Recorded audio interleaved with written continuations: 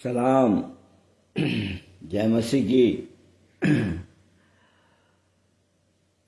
प्रिय भाई और बहनों, प्रभु यीशु मसीह के मधुर, मीठे और सुंदर नाम में प्रभु आपको आशीषित करे। ये सुंदर सुबह प्रभु ने हमारे जीवन के अंदर दिखाई है, इसलिए परमेश्वर का धन्यवाद। और परमेश्वर, जब हम सुबह उठकर भोर में प्रभु से पुकारते हैं, जब हम उसकी दया को अपने जीवन के अंदर जब हम देखते हैं, जब हम अपने जीवन को सुबह की इस पहली पहर के अंदर जब हम प्रभु से प्रार्थना करते हैं, जब हम प्रभु के नज़दीक में आके उसकी आराधना करते हैं, तब परमेश्वर हमारी सारे निवेदनों को, सारी बातों को प्रभु सुनता है। और इसलिए परमेश्वर का धन्यवाद कि उसने सुंदर सुबह हमारे जीवन में लाई है। आइए इस भजन की पंक्तियों के साथ में हम प्रभु की आराधना करेंगे, और फिर उसके बाद में आराधना करने के लिए हम जो प्रभु ने हमारे लिए जो कुछ भी मन्ना आज सुबह का परमेश्वर ने हमारे लिए रखा है, उसके ऊपर परमेश्वर की वाणी जो हमसे बातचीत करेगी, उसको हम ध्यान से सुनेंगे। तो आइए सर्वप्रथम हम पहले इस सुंदर भजन को सुने, और फिर प्रभु उसकी भजन सुनते हुए, उसकी इस भजन के द्वारा उसकी आराधना करते हुए प्रभु के चरणों में आए।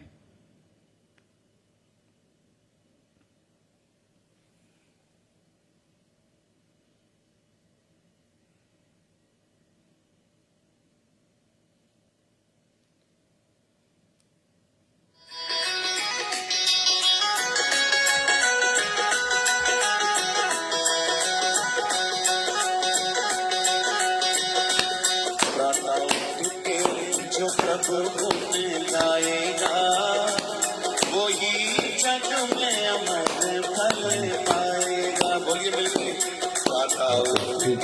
जो प्रभु ने लाएगा, वो ही जग में अमर फल पाएगा। चले आंधियां हजार, टूटे गमों के पहाड़, चले आंधियां हजार, टूटे गमों के पहाड़, कोई अपनी जगह से न गिराएगा। प्रातः उठ के जो प्रभु ने गाएगा, वो ही जग में अमर फल पाएगा। प्रातः उठ के जो प्रभु ने गाएगा, वो ही जग में अमर फल पाएगा। चले आंधियां हजार, टूटे गमों के पहाड़, चले आंधियां हजार, टूटे गमों के पहाड़, कोई अपनी जगह से नहीं लाएगा। प्रातः उठ के जो प्रभु ने गाएगा, वो ही जग में अमर फल पाएगा। प्रातः उठ के जो प्रभु गुण गाएगा, वो ही जग में अमर फल पाएगा।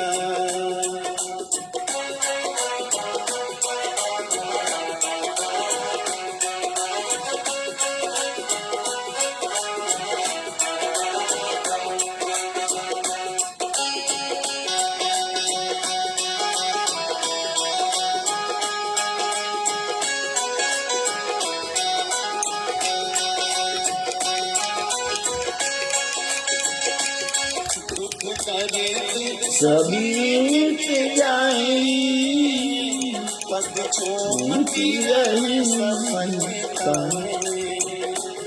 दुख दर्द सभी मिट जाए, पद चूमती रहे सफल गाए। ये फन में लगन, वो में मगन, ये मन में मगन, वो धर्म में मगन, उस प्रभु की शरण में जो जो आएगा प्रातः उठ उसके के जो प्रभु गुण गाएगा वो ही ही जग जग में में अमर अमर फल पाएगा।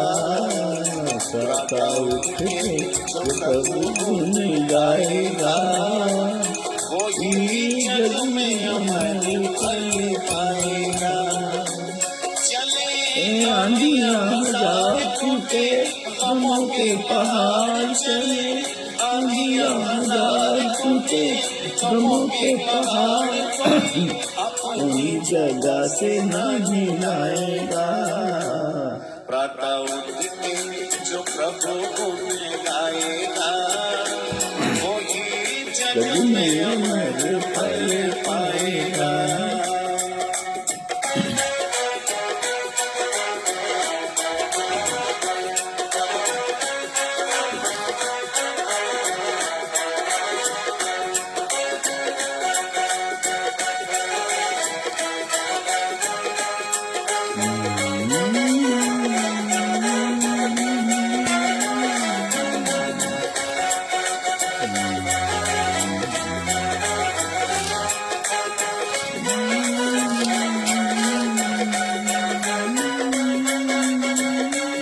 ये दुनिया है किसने बनाई कोई कारीगर देवे न दिखाई। ये दुनिया है किसने बनाई कोई कारीगर देवे न दिखाई। इसे पालता है कौन व संभालता है कौन। इसे पालता है कौन व संभालता है कौन। सभी उलझनों का भेद खुल जाएगा। पायांमध्ये आणि पिंड्यांमधील दुखणं दूर करून आपल्या प्रत्येक पावलांना द्या नवी ताकद, चपळता आणि उत्तम आरोग्य. नापतोल घेऊन आले आहे सर्वात मोठी उलझनों का भेद खुल जाएगा। प्रातः उठ के जो प्रभु गुण गाएगा वो ही जग में अमर फल पाएगा। प्रातः उठ के जो प्रभु गुण गाएगा वो ही जग में अमर फल पाएगा। चले आंधियां हजार टूटे गमों के पहाड़ चले आंधियां हजार टूटे गमों के पहाड़ कोई अपनी जगह से नहीं लाएगा। प्रातः उठ के जो प्रभु गुण गाएगा वो ही जग में अमर फल पाएगा।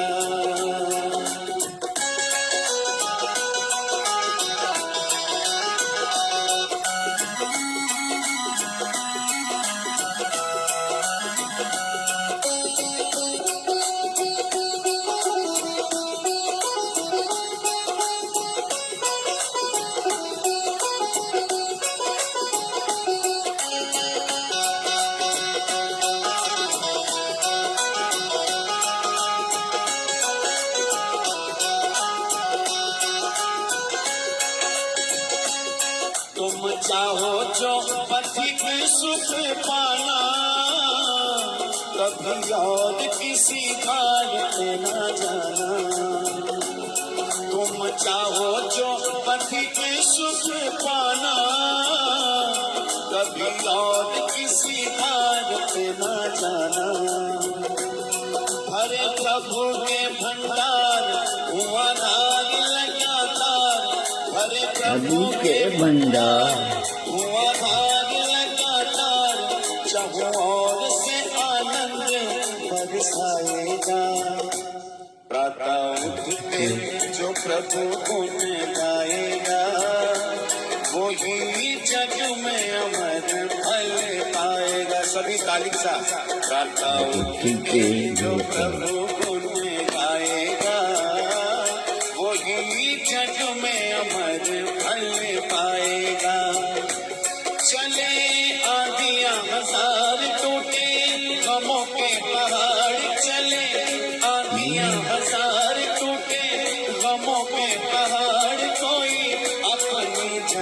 से नहीं आएगा। प्रातः उठ के जो प्रभु गुण गाएगा, वही जग में अमर फल पाएगा। प्रातः उठ के जो प्रभु गुण गाएगा, वही जग में अमर फल पाएगा। वही जग में अमर फल पाएगा। परमेश्वर का धन्यवाद हो।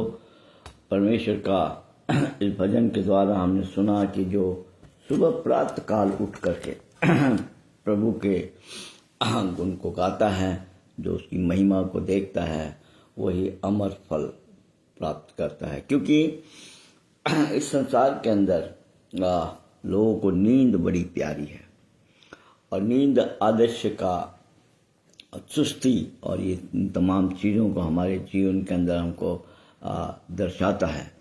सो इस सुस्ती को छोड़ करके हमें आगे बढ़ना चाहिए और प्रभु की आराधना, प्रभु को भोर में, सुबह भोर में उठ करके जो है पुकारना, इन संदर्भों में हम लोग आगे बढ़ेंगे और प्रभु की आराधना के बारे में, इन विषयों के ऊपर हम लोग धीरे धीरे प्रतिदिन जो है प्रभु की आराधना के इसमें हम लोग जाएंगे। सबसे पहली चीज़ जो हमें एक बात ध्यान में रखनी चाहिए और प्रभु हमें बताना चाहता है, हम प्रभु को सुबह जब हम अपने दिनचर्या को जब हम शुरू करते हैं तो हम प्रभु को क्या दे सकते हैं?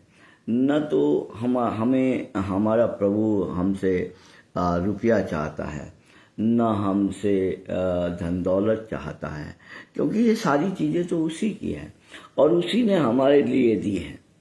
और क्योंकि सब कुछ उसका है, स्वर्ग उसका है, पृथ्वी उसकी है, संसार उसका है, ब्रह्मांड उसका है।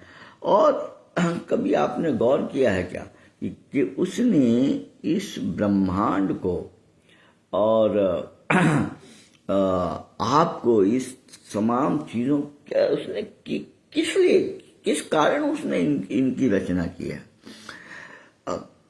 कभी एकांत में बैठ करके और जो है इस बात को जरा अपनी तरफ गौर, तो अपने एक शीशे के सामने बैठ करके और अपने आप के ऊपर गौर फरमाइए। वाई मैं ये हूँ कौन? क्या कारण था परमेश्वर का कि उसने मनुष्य की और मेरी रचना की है? क्या कारण है? परमेश्वर ने ये ब्रह्मांड बनाया क्यों है? परमेश्वर ने ये समस्त जो कुछ भी मैं देख रहा हूँ, ये परमेश्वर ने क्यों किया है? तो प्रियो, परमेश्वर ने यह सब कुछ, मैं एक वचन पढ़ेंगे हम लोग, भजन संहिता, एक वचन पढ़ेंगे और उसके बाद में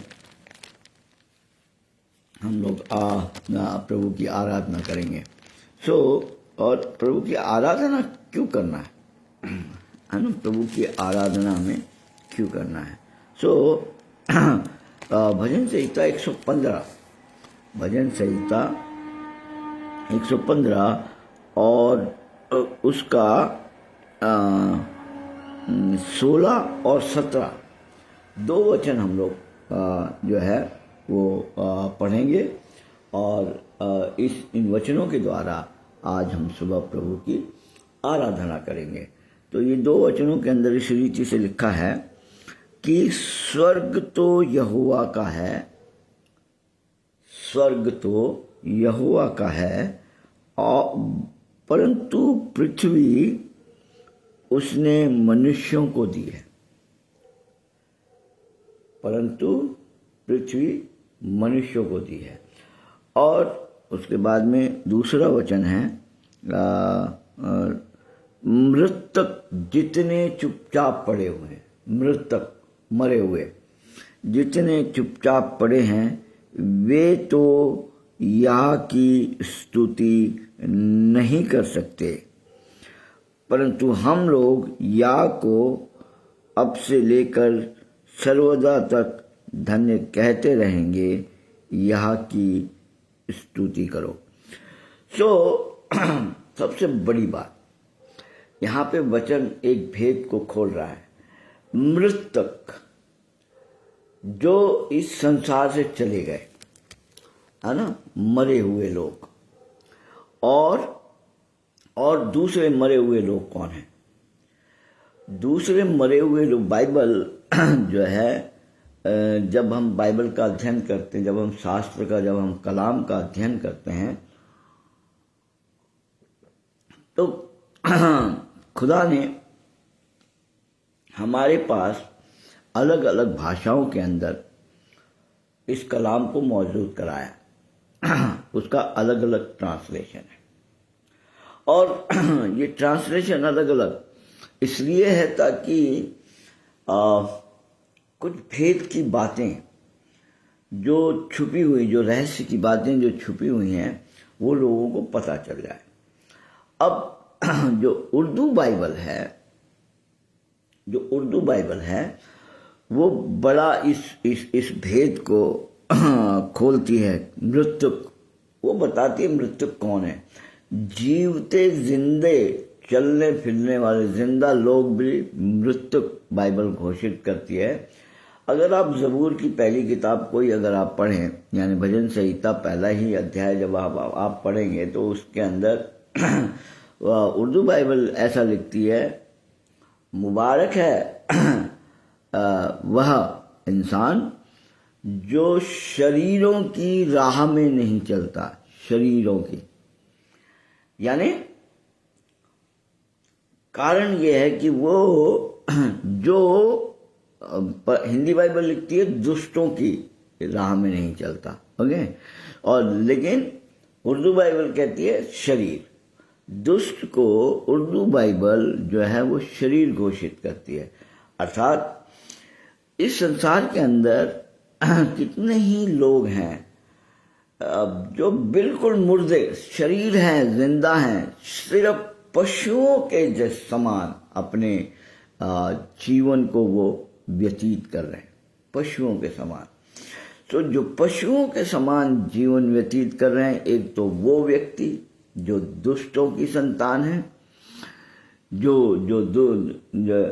जिनका वंश दुष्ट का है, एक तो वो परमेश्वर की आराधना नहीं कर सकते, और दूसरे मृतक, अगर हम बाइबल के इस वचन के अनुसार पढ़ें, हम दो मीनिंग अगर इसके निकालें, दो मतलब अगर निकालें कि मृतक भी परमेश्वर की आराधना नहीं कर सकते।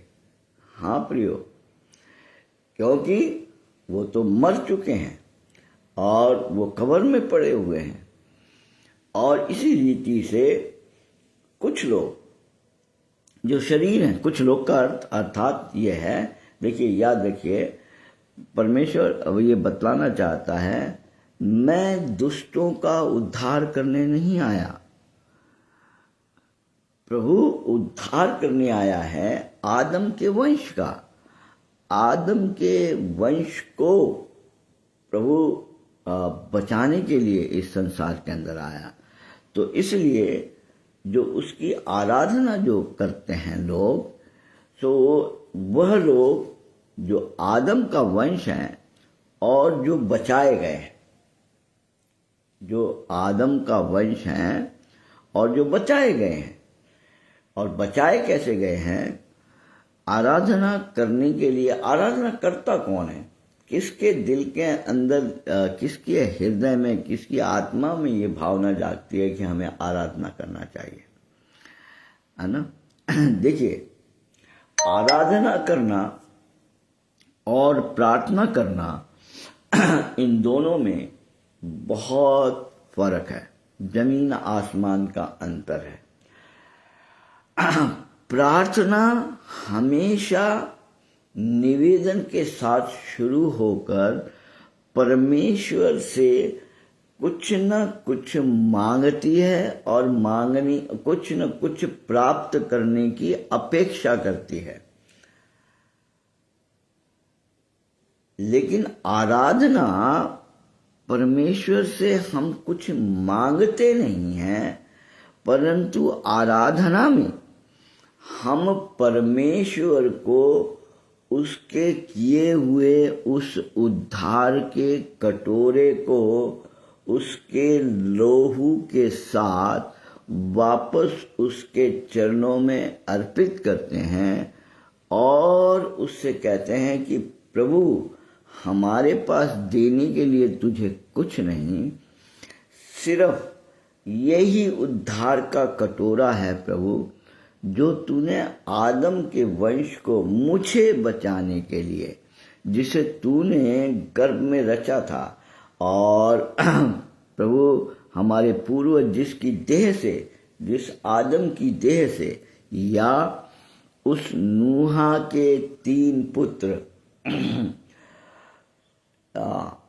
शेम, हाम और यापेत, उन तीनों की देह में से जो वंश इस पृथ्वी के ऊपर निकल करके आए हैं पिता, क्योंकि आदम के पश्चात 10 पीढ़ियों के बाद जब हम देखते हैं कि प्रभु ने समस्त संसार का विनाश किया था, मानव जाति नाश हो गई थी और सिर्फ 8 प्राणी ही इस पृथ्वी के ऊपर बचे थे।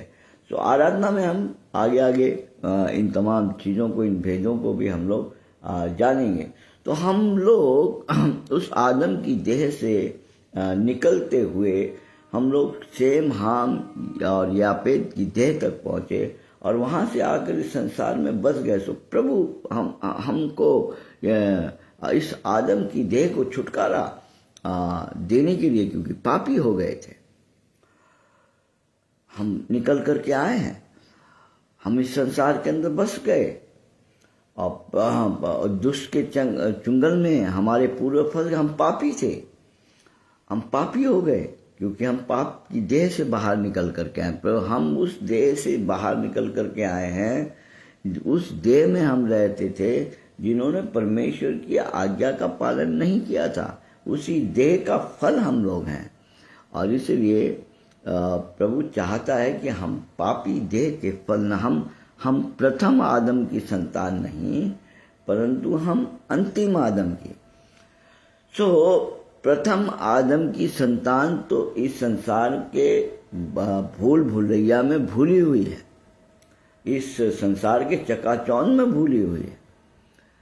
लेकिन जो स्त्री की संतान है, जो इस बात को जान गए हैं कि प्रथम आदम की संतान के लिए मृत्यु जरूरी है और वो मौत की सजा को भुगतेंगे, इसलिए अंतिम आदम खुदा यीशु मसीह दुनिया में आए और इसलिए आए कि वो हम पापियों को अपनी देह में लें और उस कलवरी के क्रूस के ऊपर लेकर के चढ़ जाएं, वहाँ हम प्रभु के साथ बलिदान किए जाएं, ताकि हमारा पापी लहू पवित्र लहू बन जाए और वो लहू वेदी पर चढ़ाया जाए और हम जो है उस मौत के की सजा से छुटकारे को प्राप्त करके उद्धार के जीवन को प्राप्त करें।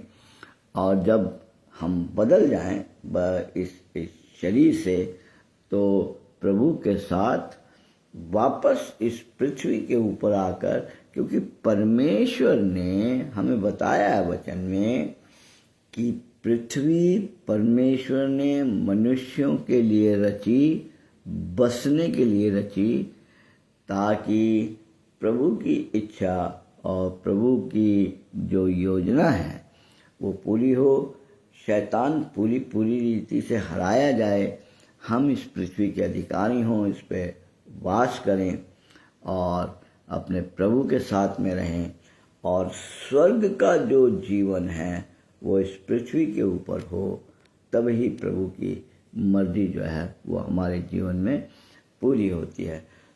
आराधना में प्रार्थना नहीं होती प्रियो, आराधना में प्रार्थना नहीं होती। आराधना में प्रभु को हम चढ़ाते हैं, प्रभु के चरणों में हम अर्पित करते हैं। न कि हम आराधना में प्रभु से कुछ मांगते हैं, परंतु परमेश्वर को अर्पण करते हैं। और हम परमेश्वर को क्या अर्पण कर सकते हैं? हम परमेश्वर को हमारे पास प्रभु को देने के लिए क्या है? एक टूटा हुआ दिल ही हमारे पास में प्रभु के पास को देने के लिए है। शायद मेरे साथ निकालें, हम लोग आखिरी वचन को पढ़ के फिर प्रभु की आराधना करेंगे।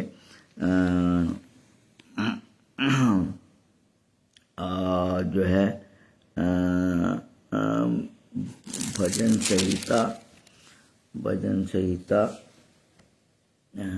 और भजन संहिता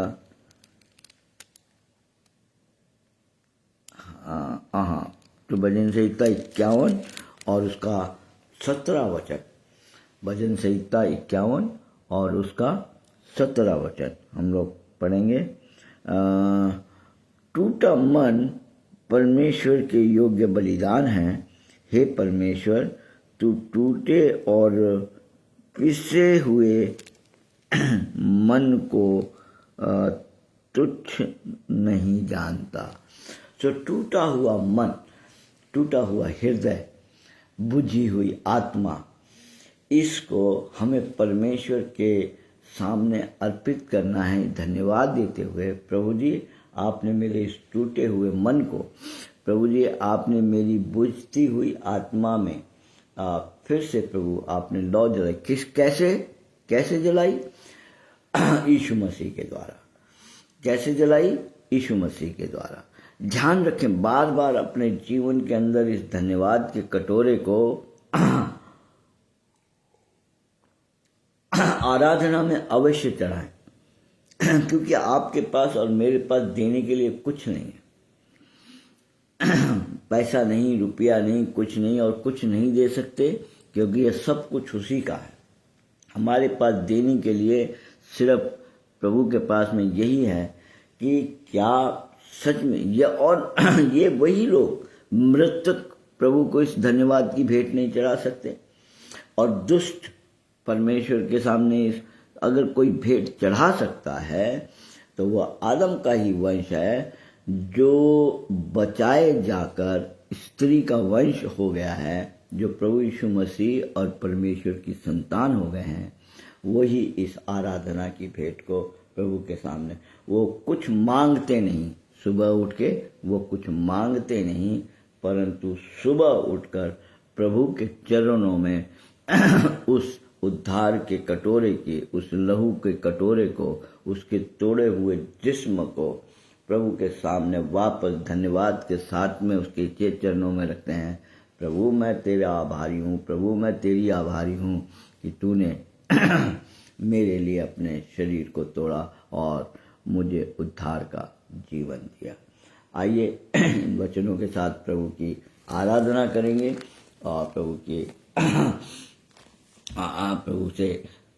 प्रभु को धन्यवाद देंगे। पिता परमेश्वर, हम आपके आभारी हैं प्रभु जी कि जब प्रभु सारी आशाएं टूट चुकी थी, घोर अंधकार था प्रभु, उस समय में आपने अपने बेटे और बेटियों को बचाने के लिए प्रभु अपने पुत्र हमारे निजात दहिंदा हमारे खुदा यीशु मसीह को भेजा, ताकि प्रभु जी हम निजात पाएं। और प्रभु उन्होंने प्रभु इस संसार में आकर हम मानव जाति को प्रभु जी अपने अंदर लिया, ऊंचे पर चढ़ाए गए प्रभु जी, हम उनके साथ मारे गए, गाड़े गए प्रभु, हम उसकी फसली से बाहर निकले। और प्रभु हम आपका धन्यवाद देते हैं कि आपने हमें उसकी दुल्हन बनाया, क्योंकि हम उसकी फसली से बाहर निकले हैं प्रभु जी। वो लहू की धारा, वो खून की धारा उस फसली से निकली है प्रभु जी। जो प्रभु एक बालक के जन्म का प्रतीक है कलीसिया को और दुल्हन को, तो प्रभु आपके फसली से ही निकलना है। जो दुल्हन फसली से नहीं निकलती वो दुल्हन नहीं प्रभु। और इसलिए पिता हम आपका धन्यवाद देते हैं आपकी स्तुति करते हैं। पिता परमेश्वर, हम आपको कुछ नहीं दे सकते, हम आपकी आराधना करते हैं प्रभु जी, हम आपकी स्तुति करते हैं प्रभु, हम आपको धन्यवाद धन्यवाद धन्यवाद धन्यवाद की भेंट चढ़ाते हैं प्रभु जी। प्रभु, हम निहारते हैं अपने आप को, ओ कितना गहरा प्यार प्रभु आपने हम मनुष्य जाति से किया प्रभु जी, कि हमें प्रभु अपने सानिध्य में आपने अपना बेटा और बेटी बनाया, अपने पुत्र की दुल्हन बनाया प्रभु जी, और हमें हियाव दिया कि हम आपको हे पिता कहकर पुकार सकते हैं। प्रभु, आज सुबह के समय में इस आराधना को हमारे उद्धारकर्ता, हम सबके उद्धारकर्ता, मेरे उद्धारकर्ता प्रभु यीशु मसीह के नाम से इस उद्धार के कटोरे को आपके चरणों में अर्पित करते हैं। दया से इसे स्वीकार कीजिए। हम सब कहें आमीन, आमीन और आमीन। God bless you. प्रभु आप सब लोगों दिन भर आपकी मनोकामनाओं को, आपकी हर एक इच्छाओं को पूरा करे। अब हम एक प्रभु से छोटा सा निवेदन भी करेंगे और प्रभु से प्रार्थना भी करेंगे। प्रभु, आज के इस आराधना के द्वारा प्रभु आप समस्त तेरे बेटे और बेटियां प्रभु, जिनको जिस जिस चीज़ की आवश्यकता है प्रभु, उनके पारिवारिक जीवन में जो चीज़ की आवश्यकता है, उनके सामाजिक जीवन में, उनके आध्यात्मिक जीवन में, नौकरी में प्रभु, बीमारी में, हर चीज़ में जहाँ मातम है, जहाँ गम है प्रभु, वहाँ शांति दीजिए। देश की रक्षा कीजिए। आज का पूरा दिन आपकी महिमा के लिए हो, ऐसा प्रत्येक भाई बहनों के साथ में होने दीजिए। आपने हमारे इस निवेदन को, इस प्रार्थना को सुना। यीशु मसीह के नाम से इसको आपके चरणों में अर्पित करते हुए मांगते हैं कि आप इसे उनके जीवन में पूरा करें। यीशु के नाम में आमीन। God bless you, God bless you. कल फिर मिलेंगे सुबह 5 बजे प्रभु की आराधना में।